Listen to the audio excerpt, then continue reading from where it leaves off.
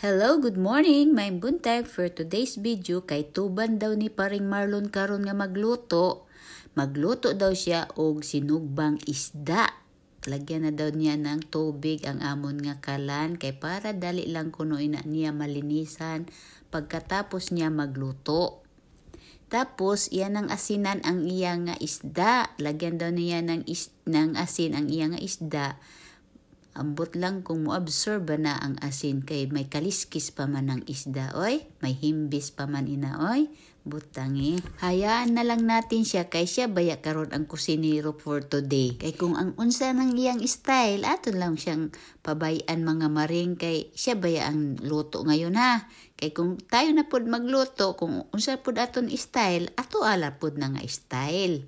Kanya-kanya man tayong style mga maring. Unya si Maring Yumi, magulat-ulat lang na kung kanusa na maluto ang luto ni paring Marlon maring. Abang naghihintay siya sang iya nga sinugba, nag-slice na po na siya sang iya nga salad. Sus, ito bang salad ba? Akala ko talaga yung salad na macaroni salad, buko salad, minggo salad, yan.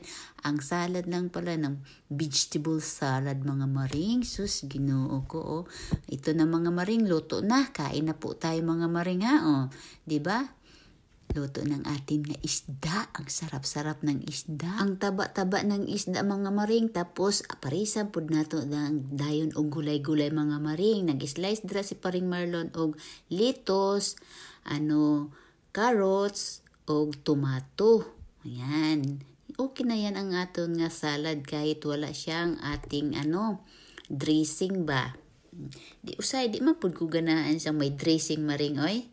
Nang simple lang gyud ang ako ang mga maring ba.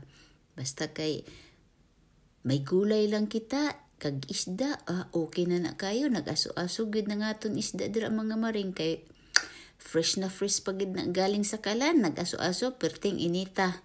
Unsa man ni gyud ang kuan diri no nang gulay sa Japan no ka tamis gyud sang ilang nga gulay. Kahit maski na wala na dressing, okay lang sa ako kay katamis man sang ilang nga carrots, ang ilang nga ng pipino, katamis pud mga maring. Mao nang ilang nga salad diri kalami kayo maski na kwan oy. Sa ato nga kamahal man sa ato kung magpalit kita sa ato tapos daw dili pagid crunchy kay dugay na siguro ba nahalin amo na nga kuan. Ang kain na tayo mga maring. Wala ko nang hagad sa inyo ha. Itadakimas na pala dyan. Kain po tayo mga maring. Tapos inang litos, lagyan lang na nato dito sa kuan. Palamanan naton og isda. Kalami kihapon mga maring. Parang yakiniko nga style ba. Ang ato nga pagkaon, lagyan lang ni mo dra sa dahon.